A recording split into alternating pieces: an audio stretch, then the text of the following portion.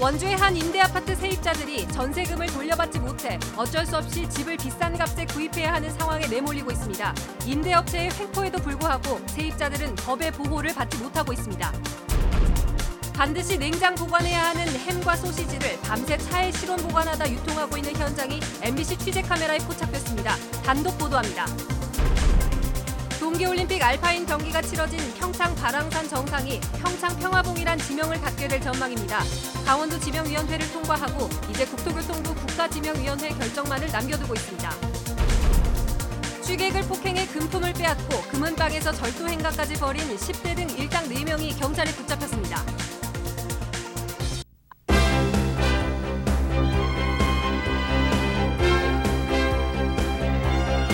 안녕하십니까? 뉴스데스크 원주입니다.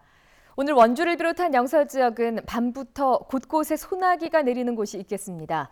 기상청은 오늘 밤 소나기가 한두 차례 내리다가 그치겠고 내일 새벽에는 장마전선의 영향으로 5에서 20mm의 장맛비가 내리겠다고 예보했습니다.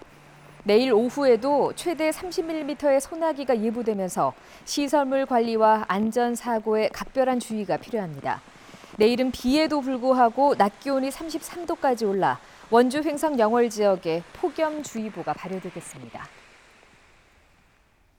이렇게 요즘처럼 기온과 습도가 높은 날씨에는 음식물이 쉽게 상해서 식중독에 걸릴 위험이 높습니다.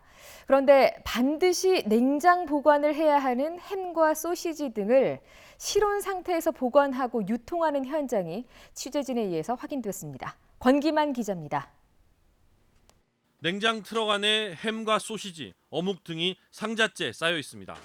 내부 온도가 0도에서 영상 10도 사이를 유지해야 하지만 실제 온도는 영상 26도. 팔다 남은 제품들을 밤사이 차에 그대로 보관했다가 모자란 제품들만 채워 다시 판매에 나선 겁니다. 이 업체가 운영하는 다른 차량들도 마찬가지입니다. 밤새 물건들이 보관됐던 차량 아닙니다. 현재 이곳의 온도가 27도씨를 가르치고 있는데요. 온도 변화에 민감한 냉장 식품들이 변질될 우려가 높은 상황입니다. 하루 영업이 끝나면 남은 물건을 냉장 창고에 다시 보관해야 하지만 편의상 냉장 장치를 끈 차량에 보관해 온 겁니다. 다시 들어오기 좀 힘든 차량 같은 경우는 실질적으로 그쪽에서 좀 냉을 떨궈서 이제 보관하고 아침에 다시 이제 소량 남은 거에 대해서 상차를 하고 그런 형태가 되다 보니까 실질적으로는 저희가 힘들죠. 이 업체는 원주 지역 마트 50여 곳에 햄과 소시지, 어묵 같은 냉장 식품을 공급하고 있습니다. 여름철이라서 식중독 이런 우려도 있어가지고 식품 보관할 때 온도 준수를 좀 철저히 지켜주셔야 되는데 취재 결과 해당 업체가 식품 운반업 신고도 하지 않은 채 10년 넘게 영업해온 사실도 확인됐습니다. 원주시는 해당 업체를 식품위생법 위반 혐의로 경찰에 고발할 예정입니다. MBC 뉴스 권기만입니다. 청솔 아파트 세입자들이 임대업체로부터 전세보증금을 돌려받지 못하고 있다는 보도를 해드렸는데요. 입주민들은 울며 겨자 먹기로 집을 비싸게 구입하는가 하면 공공임대아파트임을 주장하며 원주시의 적극적인 문제 해결을 요구하고 있습니다. 김진아 기자입니다.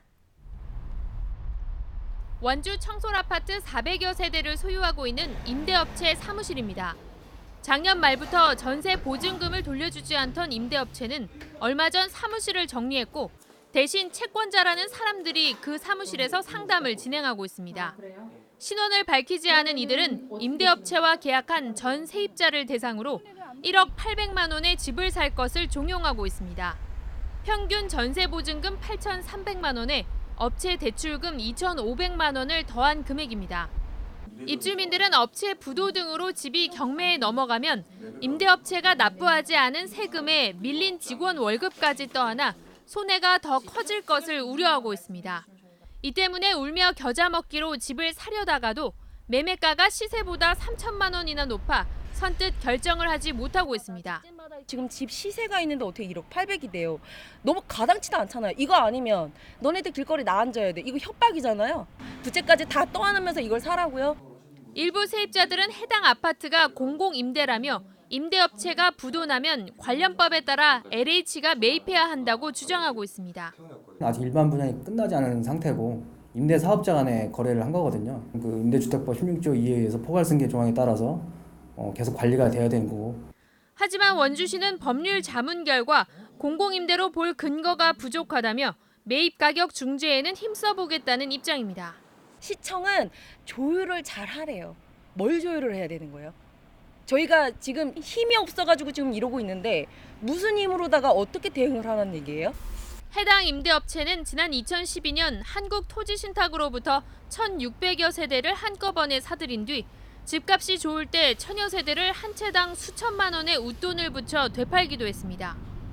수익은 받지만 손해는 보지 않겠다는 임대업체의 횡포에 400여 세대가 전세금을 못 받을 처지에 놓였지만 임대주택법은 아무런 기능을 하지 못하고 있습니다. MBC 뉴스 김진아입니다. 강원도 지명위원회가 평창 발왕산 정상을 평창 평화봉으로 지정하는 안을 통과시켰습니다. 평창군은 올림픽 유산인 평화올림픽을 기념해 한반도 평화의 발원지인 발왕산 정상에 평화를 상징하는 지명을 정해 군민의 기상과 자긍심을 고취하고자 한다며 명칭 지정안을 지출했습니다. 평창 평화봉은 이제 국토교통부의 국가지명위원회 결정을 거치면 공식적인 지명으로 사용할 수 있습니다. 강원 중도 개발공사가 빠르면 다음 주에 투자금 600억 원을 멀린사에 지급할 예정입니다. 하지만 각종 소송에 휘말려서 본공사 시작은 하지도 못할 위험성이 여전합니다. 이재규 기자가 취재했습니다.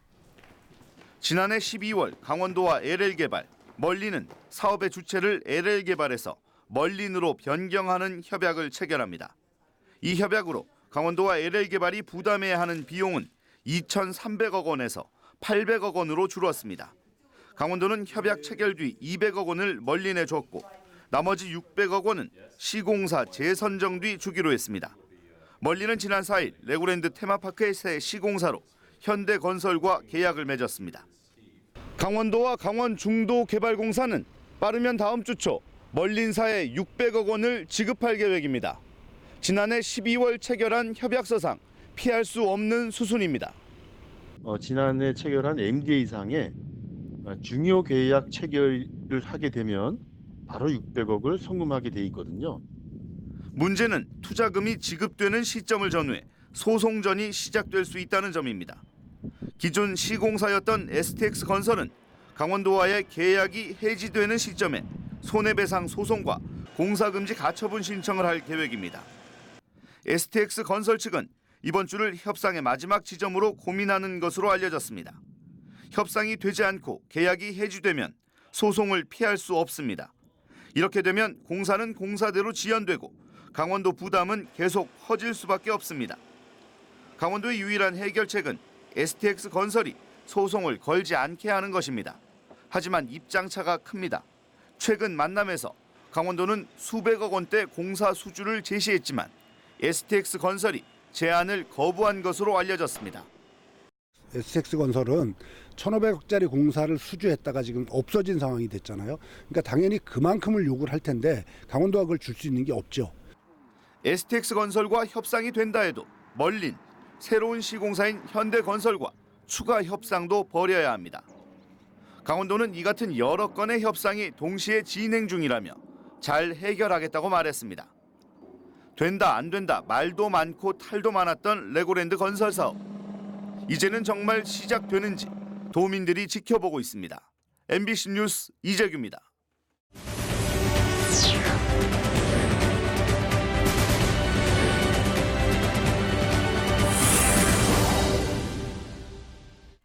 취객을 폭행해서 금품을 빼앗고 금은방에서 절도 행각을 벌인 일당 4명이 경찰에 붙잡혔습니다. 원주경찰서는 지난달 25일 원주시 명륜동에서 길을 가던 취객을 폭행하고 카드를 빼앗아 95만 원을 인출해 사용하고 지난 10일에는 일산동의 금은방에서 240만 원 상당의 금팔찌를 훔친 혐의로 24살 한모 씨와 10대 2명을 구속하고 범행 가담 정도가 약한 10대 1명은 불구속 입건했습니다.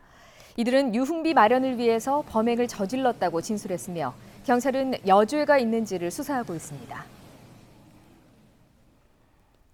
올 들어 벌에 쏘이거나 뱀에 물린 환자가 작년 같은 기간보다 늘어났습니다. 강원도 소방본부에 따르면 올해 현재까지 발생한 벌 쏘임 환자와 뱀에 물린 환자는 80명으로 작년 같은 기간 67명보다 많았습니다. 지역별로는 원주가 14명으로 가장 많았고 홍천 10명, 횡성이 9명으로 뒤를 이었습니다. 여름이 되면서 벌집 제거 요청도 늘어나 7월 들어서 하루 평균 90여 건의 출동이 발생하고 있습니다. 주민 스스로 마을 공동체를 구성해서 지역 돌봄을 이루어가는 마을 관리소가 도내에서는 처음으로 오늘 원주에서 문을 열었습니다.